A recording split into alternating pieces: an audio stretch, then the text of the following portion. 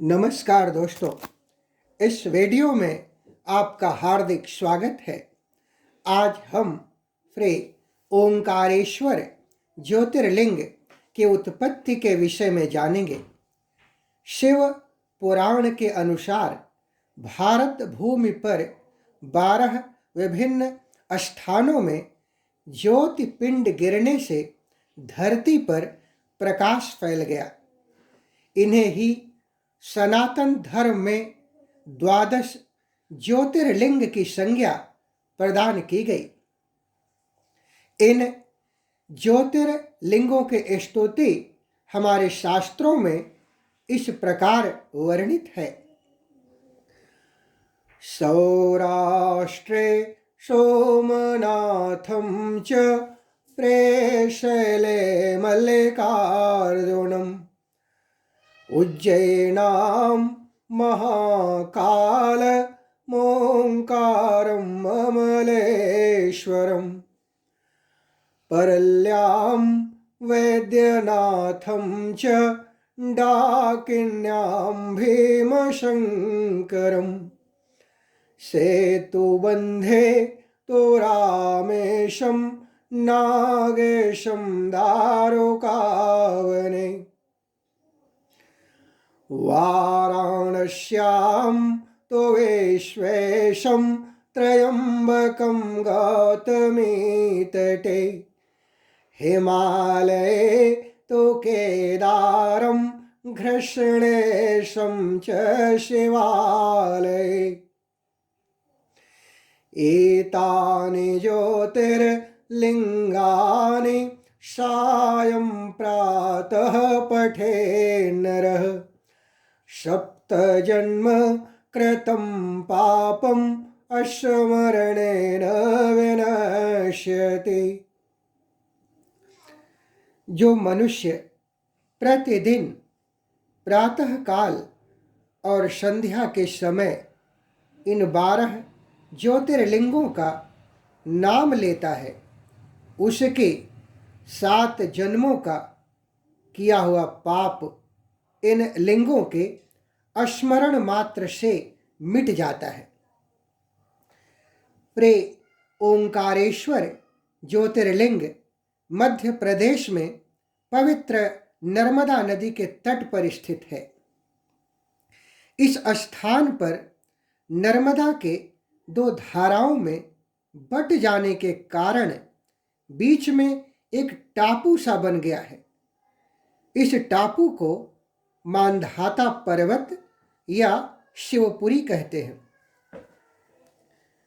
नदी की एक धारा इस पर्वत के उत्तर और दूसरी दक्षिण होकर बहती है। दक्षिण की धारा को मुख्य धारा मानते हैं। इसी मांधाता पर्वत पर श्री ओंकारेश्वर ज्योतिर्लिंग का मंदिर स्थित है।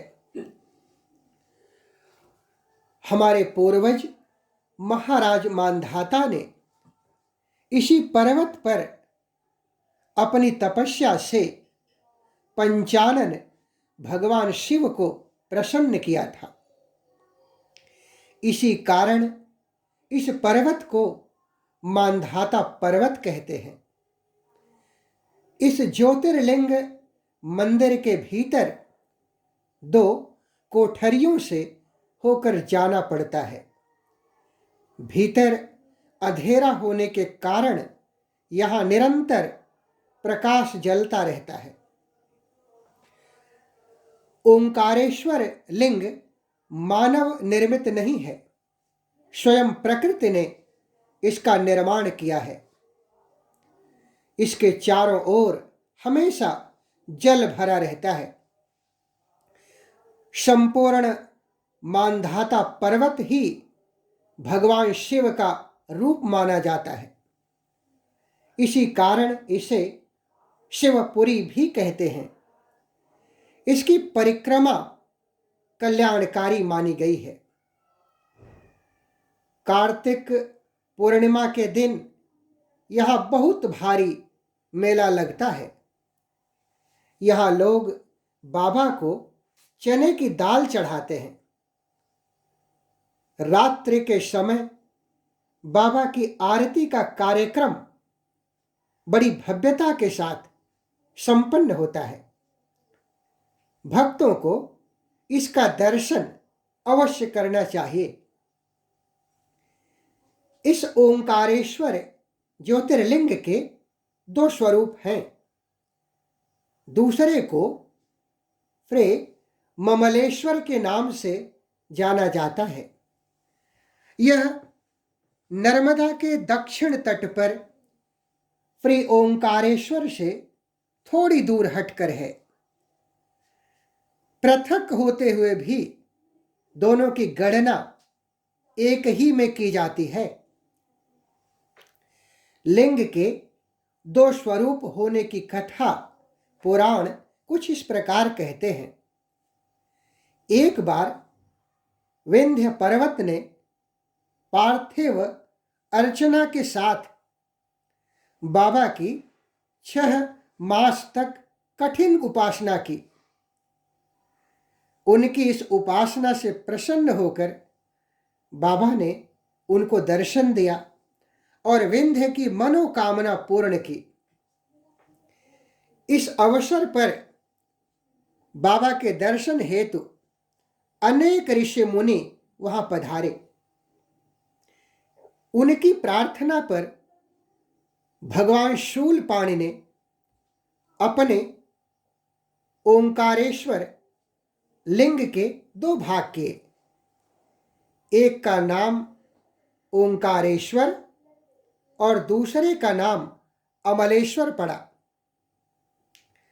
दोनों लिंगों का स्थान और मंदिर अलग होते हुए भी दोनों की सत्ता और स्वरूप एक ही माना जाता है।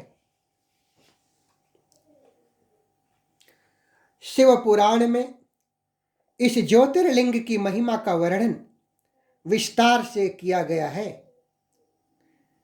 श्री ओंकारेश्वर और श्री ममलेश्वर के दर्शन का पुण्य बताते हुए नर्मदा स्नान के पावन फल का भी वर्णन किया गया है।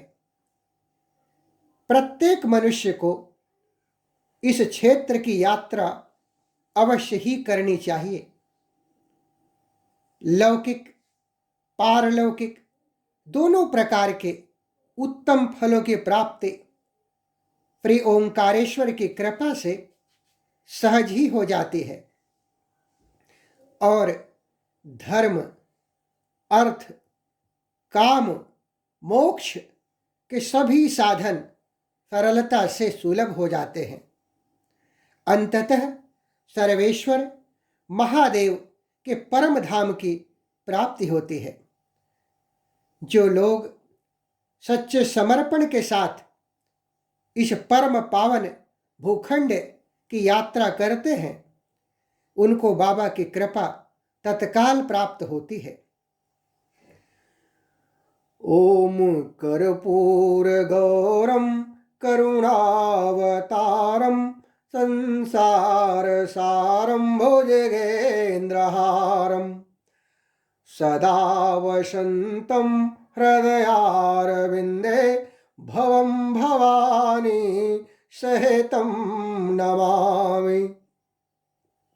जो कर्पूर जैसे गौरवर्ण के हैं, करुणा के अवतार हैं, संसार के सार हैं और भुजंगों का हार धारण करते हैं, वे भगवान शिव माता पार्वती के साथ मेरे हृदय में सदैव निवास करें और उन्हें मेरा नमन है।